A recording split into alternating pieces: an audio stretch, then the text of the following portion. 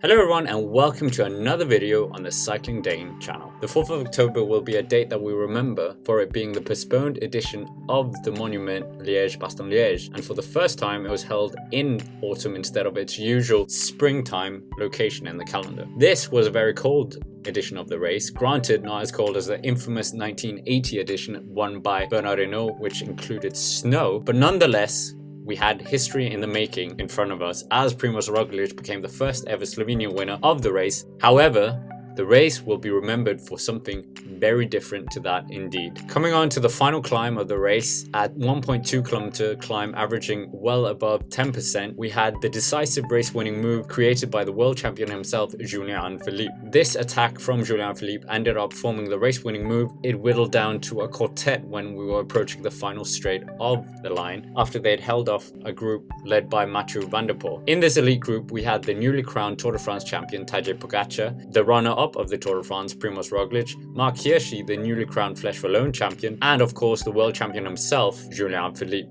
None of these riders had ever won Liège-Bastogne Liege or even finished on the podium, apart from Julian Alaphilippe, who had finished second back in 2015. Anyways, once they are in the final straight, moments later we get a shot of a Bahrain McLaren rider appearing in the background. The front quartet don't seem alarmed by his presence in the background, but the rampaging Slovenian manages to catch up with the quartet and even passes them as all four of them scramble like mad to get on Mortich wheel with 250 meters to go. The first rider to open up the sprint is Julian Alaphilippe with 150 meters to go. Initially, the Frenchman is on the right hand side of the road, but for some reason he awkwardly dashes to the left hand side of the road, veering off his sprint line as well. This deviation of his sprint line causes him to knock into Mark Hirschi, who consequently knocks into Tadej Pogačar and loses all momentum. The Frenchman then darts towards the finish line and sits up a bit too early to celebrate, and seemingly Primož Roglič takes him on the line and the victory as well. This has happened before in a monument back in 2004 in Milan-San Remo when Oscar Ferrer won when Eric Zabel celebrated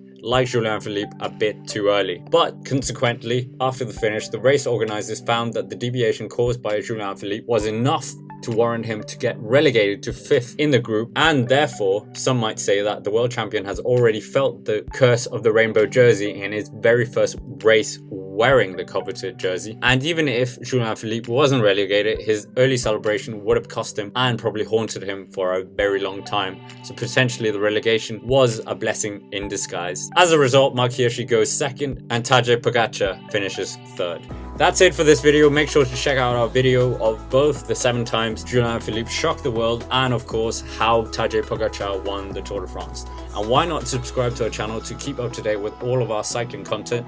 And as always, thank you for watching and see you next time.